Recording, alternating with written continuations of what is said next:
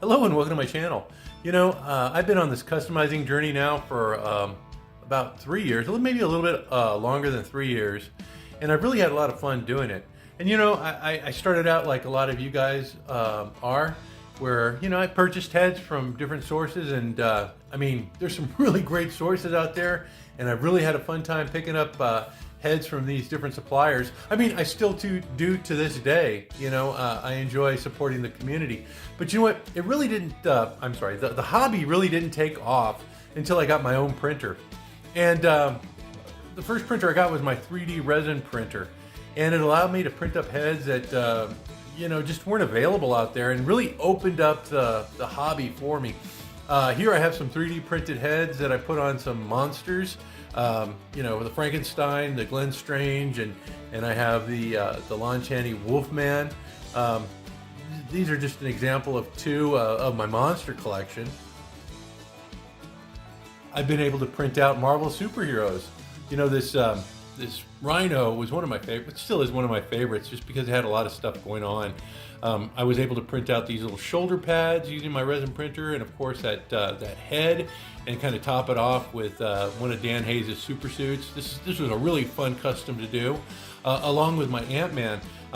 This was kind of a composite. I took a couple of different, 3D prints, a helmet for cosplay, along with a head sculpt that I had picked up, kind of meshed those two together. Also printed up an ant, and Timony is what I named it, for my Ant-Man. So, these things were printed with my 3D printer, including the ant. I use a flexible resin for my ant, and I also use that same flexible ABS resin for my shoulder pads, because it gives them a little bit of, flexibility, which I think maybe sometimes you need. So there's a lot of things you can do with your printer as far as like different types of media that you can use. And my 3D printer has allowed me to put together customs of characters from movies and TV, like the Conan I have here and the Doctor Who. But, I thought it'd be interesting to show a video of kind of like going through the entire process, because it would have been nice for me to know when I started 3D printing with my resin printer to know some basic stuff. And I'm by no means any sort of expert on 3D printing. I just do enough to scrape by. But as you can see, I have a lot of fun using my 3D printer. So today I thought I'd go through the process of uploading a print, producing that print, the process of removing the print from the build plate, and maybe a little cleanup, so that you can have an idea of what the process is if you're thinking about getting a 3D printer, or maybe you just want to see how the process works. I don't know, but I thought it would be interesting nonetheless. So I hope you stay with me today as we go through the process of printing up some heads for a custom that I'm working on. Okay, let's get started. Here I have Hannibal Smith, leader of the A-Team, but he doesn't have any A-Team. So I'm going to run over to my computer right now, and I'm going to get the rest of his A-Team together and prepare them for printing. So let's go ahead and go to my computer. All right, now that I've got my USB stick inserted into the computer, I'm going to click Slice. And what it does is it takes the, the files, the STL files, and converts them into a program that the machine understands. So I'm going to go ahead and click Save, and I'm just going to call it A-Team.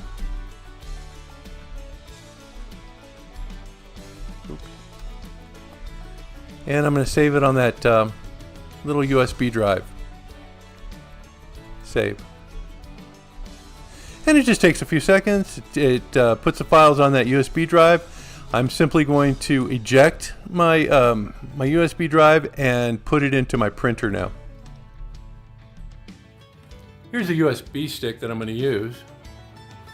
It's actually a little SD card with an adapter, but any sort of USB storage device will work for this. And so this is what I'm going to store those head files on. Yeah, I have everything that I need to print. I'm going to use a standard resin.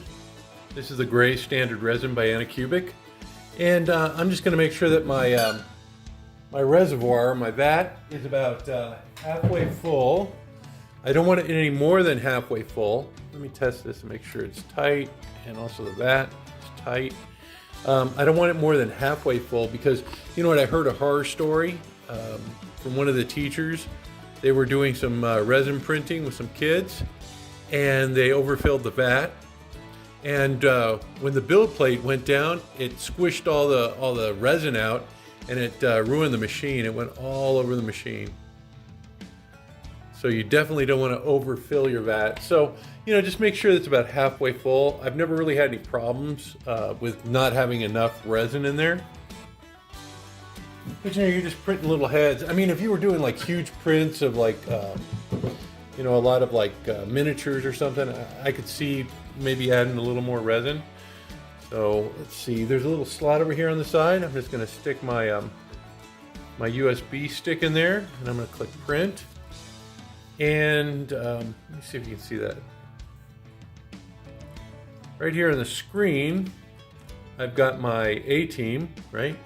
If I had more, I guess, files on this, there's like an up and down button here that you can press to get to the file that you need.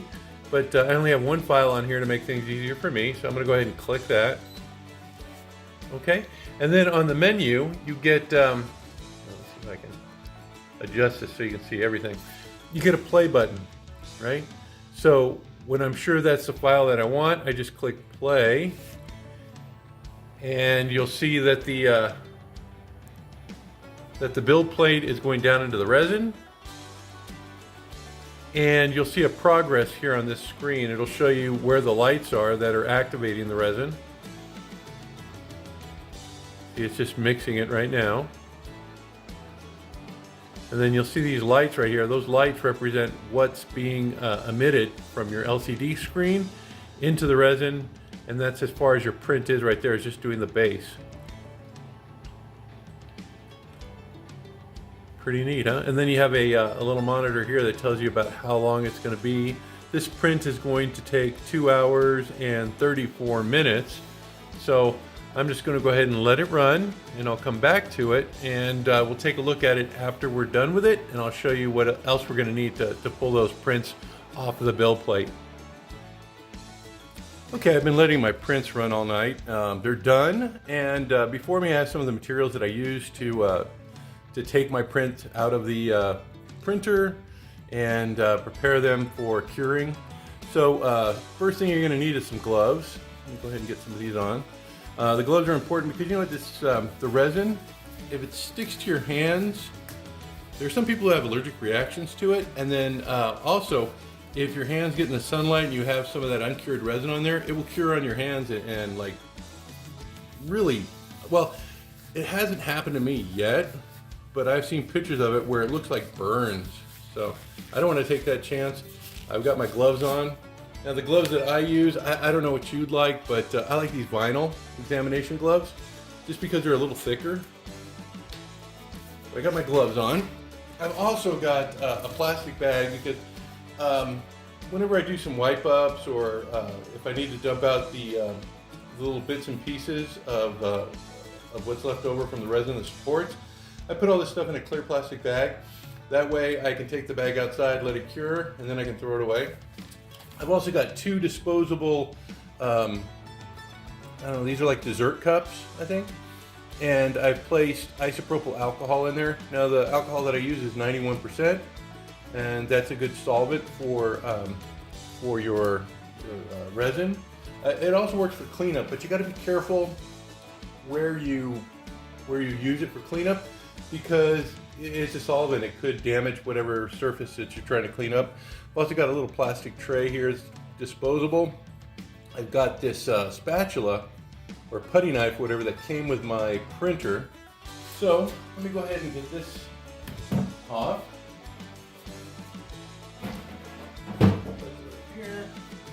And then this is my plate right here. This is my build plate, and it just comes right off. Let me get ready because sometimes it can drip, and I don't want it dripping because I've got my little display thing here, and I don't want to get too much junk on it. So I have a paper towel underneath there to catch any sort of like spills or drips.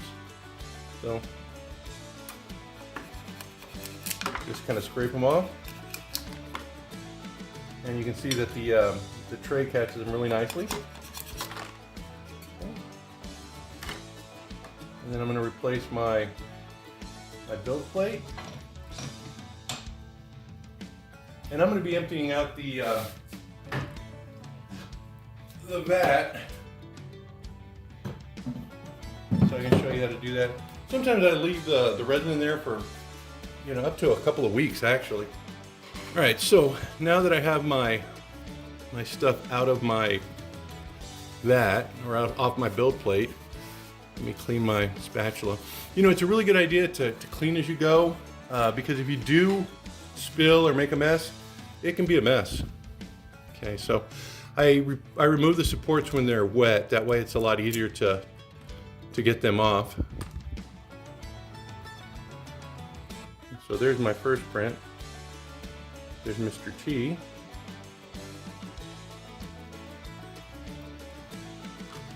Okay, let me get the supports off of Murdoch. See, if they're wet, the supports come off really easily. You know, let me, I think I have some light here.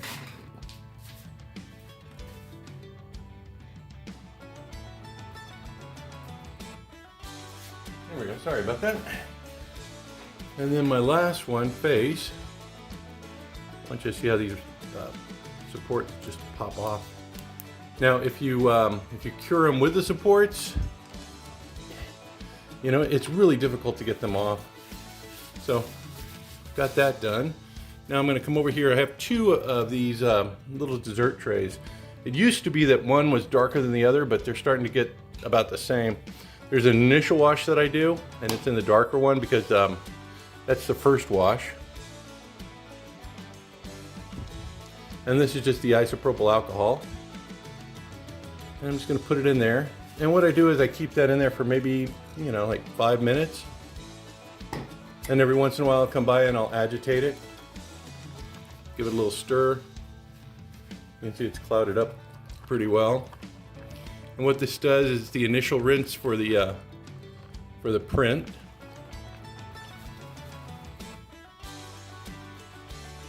Okay. And then I'm going to speed it up a little bit. And then after I've rinsed them in there, I take them out and I put them into my second final rinse. And these little dessert tubs, just got them at Walmart. They're disposable. I had I think they come in a pack of like 4 or 5. But I'm down to my last 2. Because, you know, after a while you just, to get rid of them, what I do is I open them up and let them evaporate out in the sun. So I don't have any liquid to throw away. And the resin hardens at the bottom, and I just kind of like toss the tub, you know, once it's dry and the resin inside is cured. Because, you know, I don't want to make a mess for my landfill or, you know, the people who collect my rubbish. Okay, so here's my second wash. You see that's a little cleaner. Just some slight agitation. Now, you know, if you had a figure with like, I don't know, like a cigar or something, you might want to do it by itself and be very gentle with it. But there's really nothing on here that can chip off or break.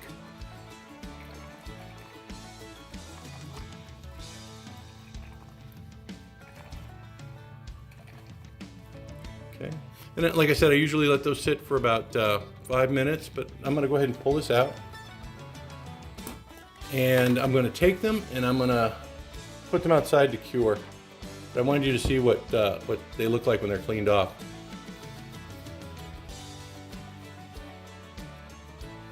Yeah, that's a nice looking print. All right, let me go ahead and take these outside, get them cured. I'm gonna let them soak for a little bit longer too, but I just wanted to give you an idea of what I do. Okay, my heads are outside. I'm gonna go ahead and do my cleanup now. I'm just gonna cover up my little dessert cups. And then I'll stack them over here off camera.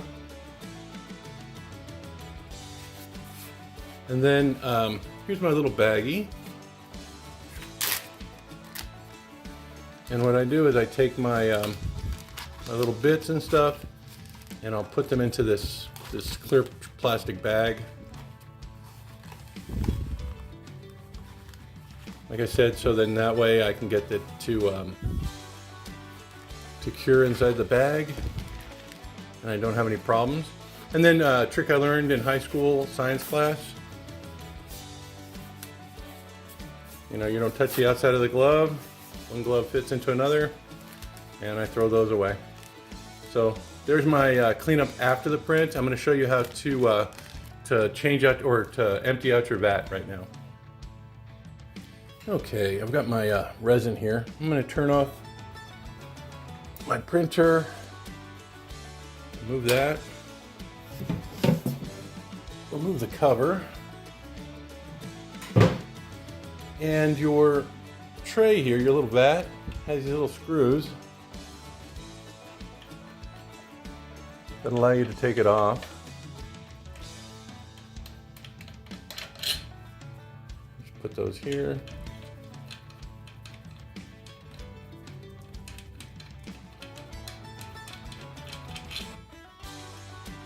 And now I can remove my vat. I have some little paper towels set down so I don't make a mess.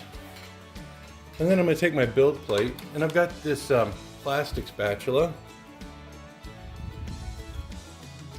And what I'm going to do is I'm just going to push the resin into the vat so I can clean this off.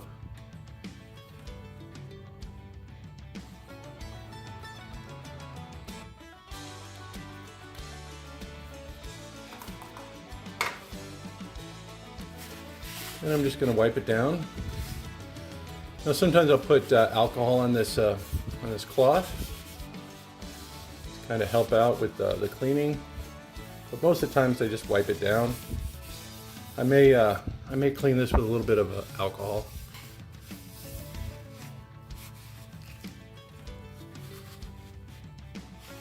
Just kind of clean it up a little bit.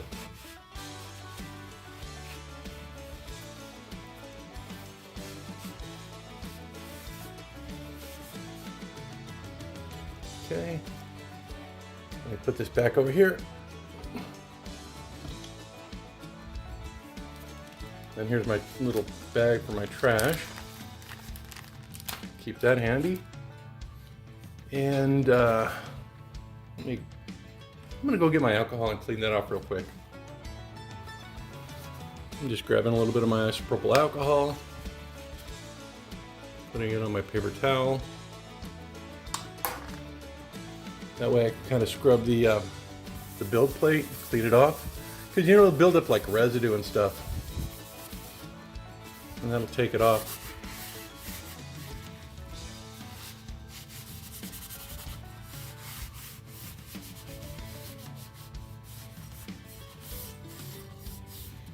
Okay, so now that my build plate is clean,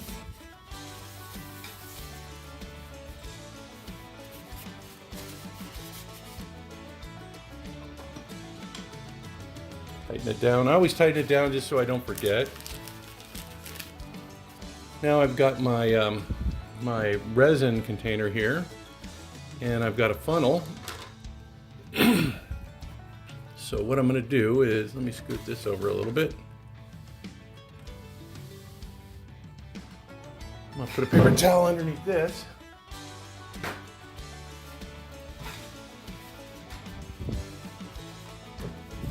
Okay, and I'm simply just going to open it, stick my funnel in there, and then I've cut a little piece of cheesecloth. Now, your printer may come with like these little coffee filter looking things, but I just found that it takes forever to get that stuff through there, and I think you're just trying to get the big chunks anyway, so I've always used this cheesecloth method, and I haven't had any problems yet. So I'm going to go ahead and just pour this into back into the container. Slow and steady is the secret here.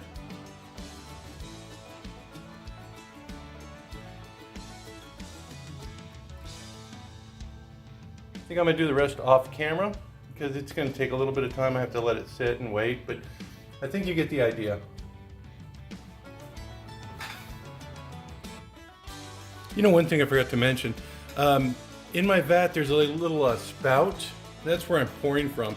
And you can see why you have to put down a couple layers of paper towels, because, you know, it'll get on the bottom of that vat and, you know, could make a mess. So just putting paper down, either newspaper or paper towels, can help take care of that potential mess.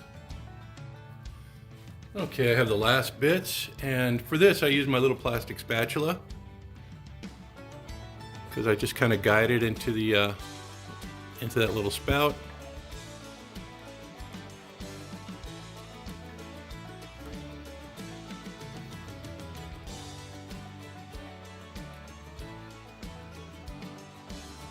And I get the last drops. Now I can go ahead and get my paper towels and start cleaning this up. I'll do that off camera though. As far as waiting for that, I'll be right back. So at this point, I'm just taking my paper towels. These are actually the paper towels that I had on the bottom of the tray, and I'm just wiping it clean.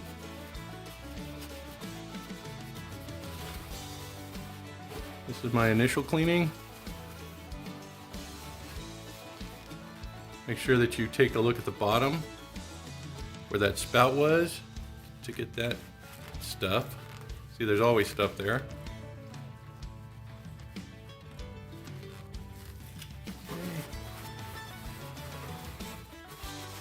And at this point too, you can also look at the film that's there, because sometimes you'll need to replace the film. I have a video that I did on replacing your FEP film. You know, if it has like little holes, or if it's like super cloudy, or see, like, I can still use this, but it's getting close.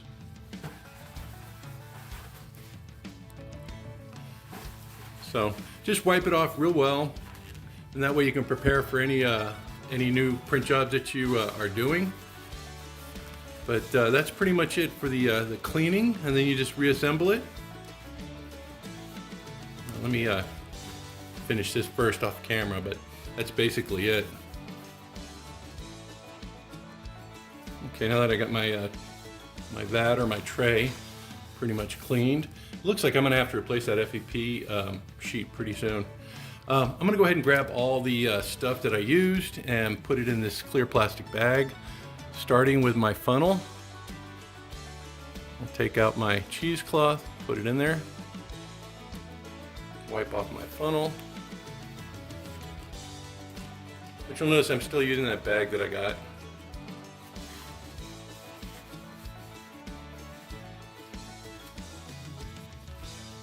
Put that over here in my tray. Let me cap this. Put that off to the side. And I'll stuff that in there. And finally, I'll take off my gloves and put those in there as well. And at this point, I'm just going to reassemble my my printer. Okay, I simply get my vat,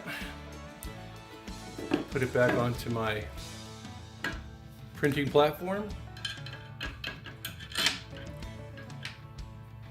add those screws, the bolts, bolt it down.